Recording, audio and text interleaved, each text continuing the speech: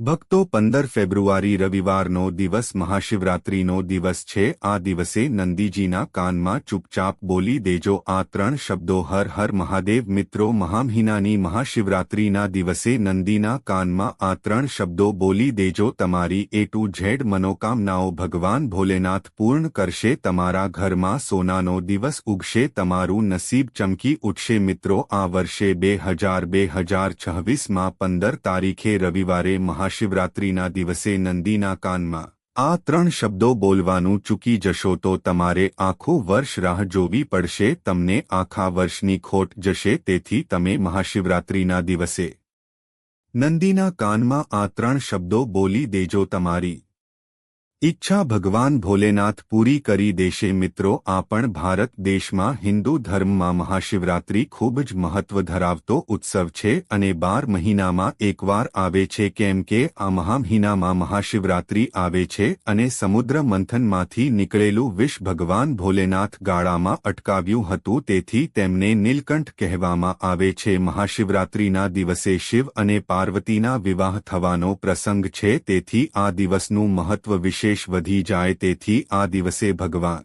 ભોલેનાથની ઉપાસનાની સાથે વ્રત કરવાની પણ વિધિ છે। મિત્રો મહાશિવરાત્રિના દિવસે યોગ્ય રીતે ભગવાન શિવની પૂજા અર્ચના કરવાથી ભક્તોની મનોકામના પૂર્ણ થાય છે અને ભગવાન શિવની કૃપાથી ગરીબી, દુઃખ, દર્દો, આર્થિક પરિસ્થિતિ જેટલા પણ દોષ હોય તે બધું સમાપ્ત થાય છે। તો મિત્રો આપણે સૌથી પહેલા એ જાણી લઈએ કે 15 ફેબ્રુઆરી રવિવારે મહાશિવરાત્રિના દિવસે કયા 3 શબ્દો બોલીને નદીના કાનમાં આપણી મનોકામના કહેવાની છે, સાથે સાથે ભગવાન ભોલેનાથની પૂજા અર્ચના કેવી રીતે કરવી, ભગવાન ભોલેનાથને કઈ વસ્તુ અર્પણ કરવી અને કઈ વસ્તુ નહીં કરવી, કઈ બાબતોનું ખાસ ધ્યાન રાખવું, આ બધી જ માહિતી આપણે એક પછી એક વારાફરતી આ વિડિયો દ્વારા જણાવીશું। મિત્રો આ માહિતી અમે એકદમ ફ્રીમાં આપીએ છીએ, કોઈને પાસે કંઈ પણ લેતા નથી, તો તમારે પોતાના લાભ માટે વિડિયોને છેલ્લે સુધી જોવો પડશે, તો તમને ખૂબ ફાયદો થશે। મિત્રો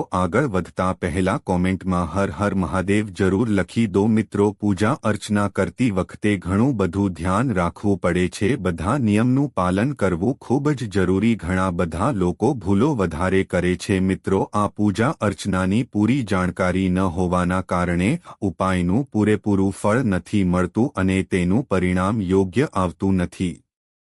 મિત્રો એક માન્યતાના કારણે નંદીના કાનમાં મનોકામના કહેવામાં આવે છે। મિત્રો માન્યત મુજબ નંદીની બેઠક જ્યાં પણ ભગવાન શિવની મંદિર હોય તે જગ્યાએ હોય છે। મિત્રો જ્યારે પણ કોઈ વ્યક્તિ ભગવાન શિવના દર્શન કરવા આવે છે ત્યારે તે વ્યક્તિ શિવ ભક્ત નંદીના કાનમાં જે કંઈ પોતાની ઈચ્છા હોય છે તેને વ્યક્ત કરે છે। ભગવાન શિવ તપસ્યા અને સમાધિમાં લીન રહેવાના કારણે લોકો તેમને ભંગ ના પડે તેથી પોતાની ઈચ્છાઓ નંદીની જણાવતા હોય છે અને નંદી ભગવાન શિવ સુધી પહોંચાડી દે છે। આ કારણથી લોકો પોતાના મનની ઈચ્છાઓ નંદીજીને જણાવે છે। હવે મિત્રો ભગવાન શિવને શું અર્પણ કરવાનું, કયા સમયે કરવાનું, કેવી રીતે કરવાનું, કયા શબ્દો નંદીજીને કહેવાના, આ બધી માહિતી આ વિડિયોના માધ્યમથી આપવાના છીએ, તો તમે વિડિયોમાં અંત સુધી જોડાયેલા રહેજો, જેથી ભગવાન શિવની કૃપા આપ સૌ પર સદાય બની રહે। તો મિત્રો આગળ વધતા પહેલા વિડિયોને લાઇક કરી કોમેન્ટમાં હર હર મહાદેવ જરૂર લખી દેજો। મિત્રો નંદીજીને કહેવાના 3 શબ્દો વિશે જાણકારી મેળવવી ખૂબ જ જરૂરી છે। મિત્રો અધૂરી માહિતી હોય તો કોઈ દિવસ પૂર્ણ લાભ નહીં લઈ શકાય, બધી મનોકામનાઓ અધૂરી રહી જાય છે। તેથી તમે વિડિયોને વચ્ચેથી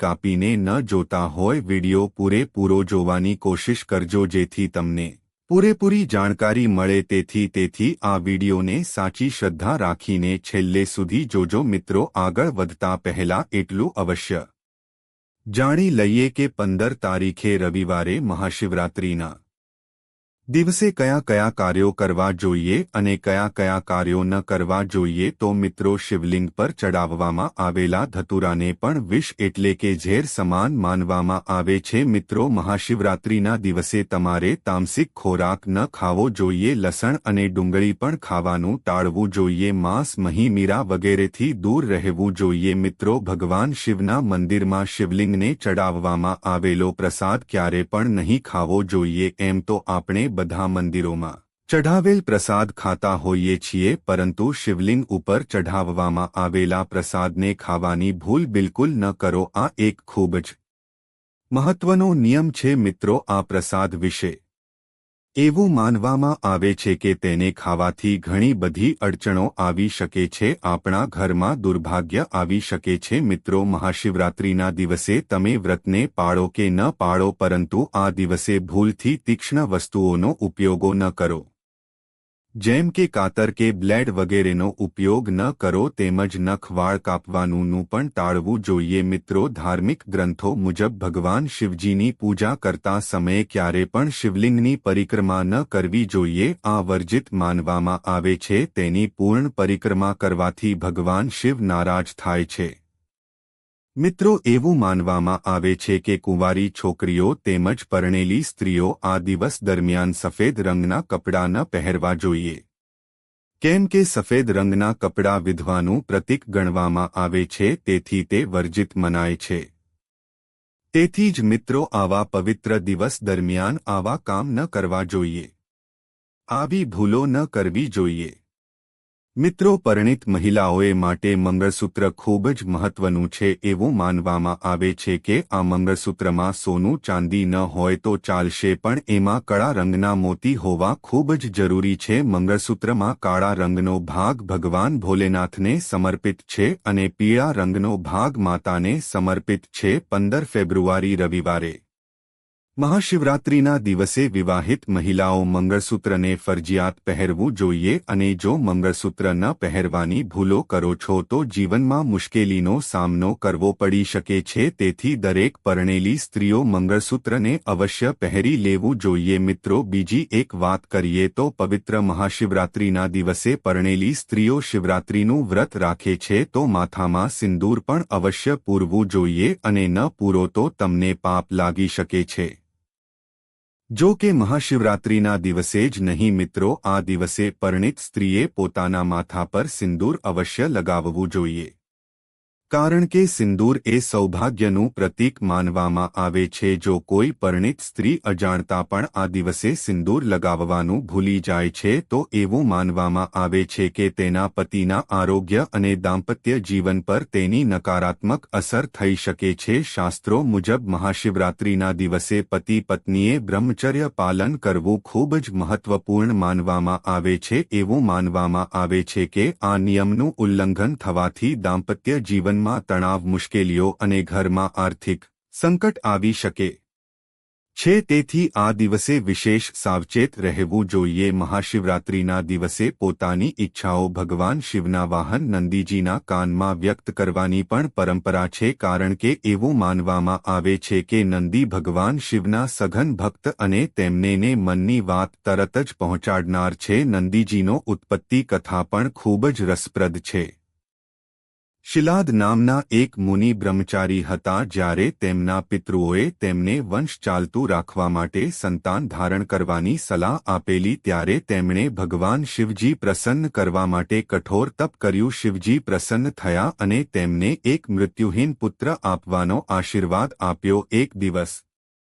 શિલાદ મુનિ જમીન ખેડી રહ્યા હતા ત્યારે તેમને જમીનમાંથી એક શિશુ મળ્યો તેમણે તેનું નામ નંદી રાખ્યું પછી મિત્રા અને વરુણ નામના બે મુનિએ શિલાદ મુનિને જણાવ્યું કે નંદી અલ્પાયુ છે આ સાંભળીને નંદીએ મહાદેવની અત્યંત ભક્તિપૂર્વક આરાધના શરૂ કરી તેની ભક્તિથી પ્રસન્ન થઈ ભગવાન શિવે તેને ભગવાન તરીકે સ્થાન આપ્યું અને પોતાનું વાહન તથા સૌથી વધુ પ્રિય ભક્ત બનાવ્યા ભક્તિમાં જ્યારે શ્રદ્ધા હોય ત્યારે દેવતાઓ પણ પ્રસન્ન થાય છે તેવી જ રીતે એક પ્રસંગમાં ભગવાન શિવ નંદીની આરાધનાથી પ્રસન્ન થઈને પ્રગટ થયા હતા અને કહ્યું હતું તું મારો અંશ છે તને મૃત્યુનો ભય કેવી રીતે હોઈ શકે? આ કહ્યા પછી ભગવાન શિવે નંદીને પોતાનું વિશેષ સ્થાન આપ્યું અને તેમને ગણાધ્યક્ષ તરીકે નિયુક્ત કર્યા. એટલે આજથી નંદીજી માત્ર રક્ષા કરનારા ન હતા, પણ ભગવાન શિવજીના સૌથી નજીકના અને વિશ્વાસુ સહાયક પણ બની ગયા. ભક્તો આજે પણ માને છે કે ભગવાન શિવ નંદીજીને ખૂબ જ પ્રેમ કરે છે અને તેમની દરેક વાત સાંભળે છે. તેથી શિવ મંદિરોમાં નંદીની મૂર્તિ સામે ભક્તો પોતાની મનોકામનાઓ વ્યક્ત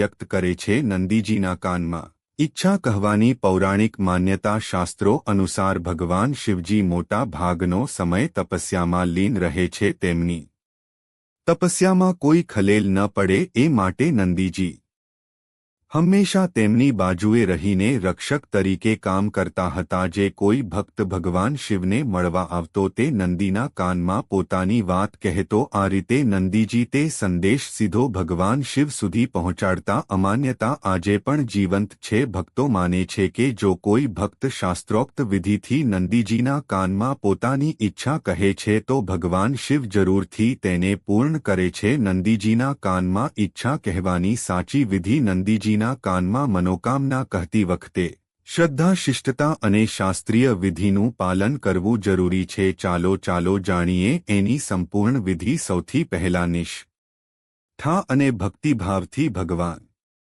શિવ અને માતા પાર્વતીની પૂજા કરો. તેમને ફૂલ, ધૂપ, દીવો અર્પણ કરો અને નંદીજીને આ વસ્તુ અર્પણ કરો. મિત્રો, નંદીને શુદ્ધ પાણી, તાજા ફૂલો અને દૂધ અર્પણ કરો.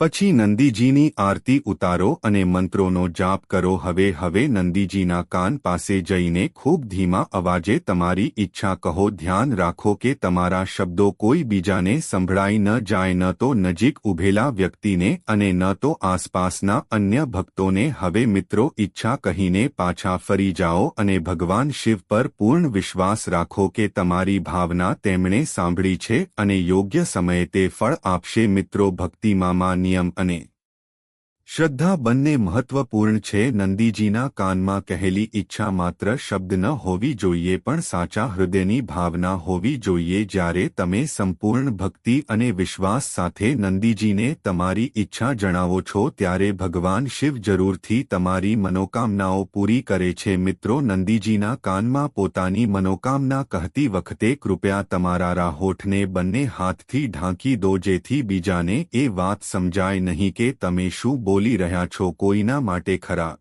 બોલવાનું કે કોઈને નુકસાન પહોંચાડવાની ઈચ્છા રાખવી નહીં. નંદીના કાનમાં મનોકામના કહેતા પહેલા હંમેશા ઓમ શબ્દનો ઉચ્ચાર કરો. હિન્દુ ધર્મમાં ઓમને સમગ્ર બ્રહ્માંડનું પ્રતીક માનવામાં આવે છે અને શાસ્ત્રો અનુસાર ઓમના ઉચ્ચારણથી આસપાસ સકારાત્મક ઉર્જાનો વિકાસ થાય છે. મોટા ભાગના મંત્રો પણ ઓમથી શરૂ થાય છે. એટલે જ્યારે તમે નંદીજીના કાનમાં તમારી ઈચ્છા કહો ત્યારે પહેલા ઓમ બોલો, પછી તમારી મનોકામના વ્યક્ત કરો અને અંતે કહો, નંદી મહારાજ, કૃપા કરીને અમારી ઈચ્છા પૂર્ણ કરો. મિત્રો, એક સમયે ફક્ત એક જ ઈચ્છા કહો. લોભ ન રાખો અને બહુ બધી ઈચ્છાઓ એકસાથે ન જણાવો.